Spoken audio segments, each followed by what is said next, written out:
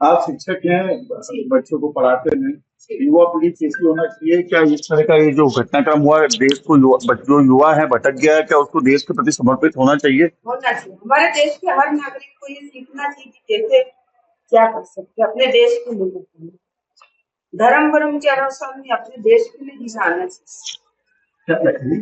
हमसे एक बार पूछा था, बोले आप कहाँ से हो? मैंने इतना बोला था इंडिया से। मैंने कोई उसके भाग नहीं बताया कि मैं एमपी से हूँ या कुछ। मैंने बोला था मैं इंडिया से। इसलिए व्यक्ति ने मुझसे 3 बार पूछा आप कहाँ से हो?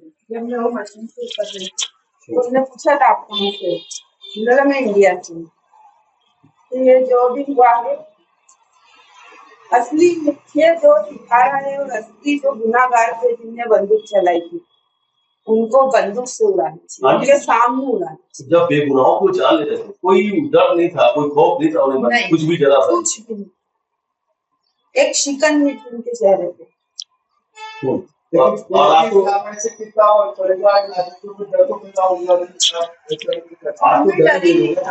उनमें डर ही नहीं था बिल्कुल।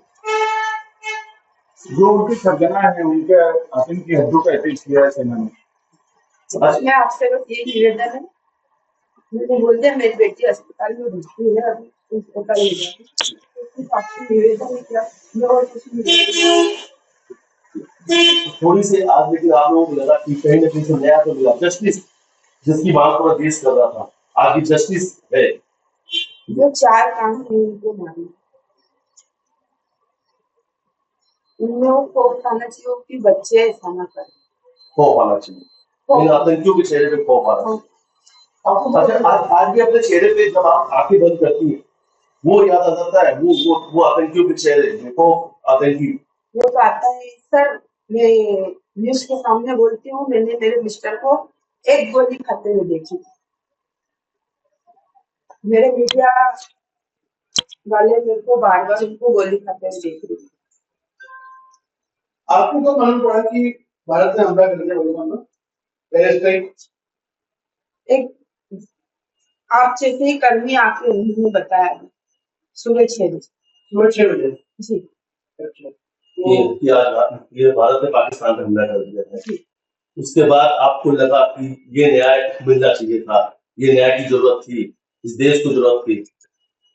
वो आतंकी को मारना चाहिए, बस वो जो 4 थे उनको मारना चाहिए। लेकिन भारत में लोग हमला कई सारे आतंकी मारे गए, 25-30 आतंकी मारे जा चुके हैं बड़े।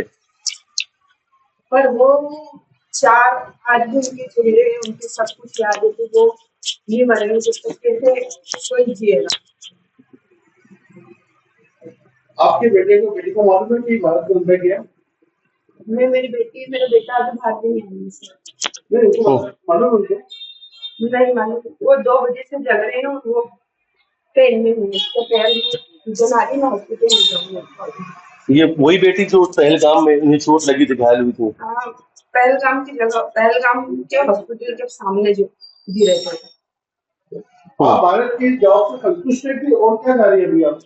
वो 4 को मारना चाहिए, उन चारों को जी, उन चारों को जिनकी घरों, और जो उनको सिखा रहा है उनको मारना चाहिए। ऐसा बना रहा है इंसान को। आप एक सांप के पास आएंगे, सांप के पास से आप थोड़ा हट जाएंगे, सांप चला जाएगा, वो एक जानवर है, सबसे झेला माना जाता है। तो ये बच्चों को कैसे सिखा रहे, उनको इतना जानवर से भी झेला कैसे बना रहा है, जो बना रहा उनको मारना चाहिए। हम इस वक्त खड़े हैं इंदौर के सुफिया में, जहाँ पहलगांव में जो अटैक हुआ था उसमें जो सुशील कुमार जिनकी मृत्यु हुई थी, उनकी धर्मपत्नी से हमारी बात हुई जेनिफर से। उन्होंने बताया कि जो सरकार ने जो कदम उठाया, जो एयर स्ट्राइक की, ये तो बहुत अच्छा किया है, लेकिन उनके मन में एक बात है कि वो जो 4 आतंकी हैं वो अभी तक जिंदा है, उनका खात्मा सरकार को जल्दी से जल्दी करना चाहिए, क्योंकि ये जो किया है ये तो सही है, लेकिन जो मेन गुनहगार हैं वो अभी जिंदा हैं। तो वो ये चाहती है कि वो 4 गुनहगार जो हैं उनको उनके अंजाम तक पहुंचा दिया जाए। धर्मेंद्र कुमार शर्मा, आज तक इंदौर।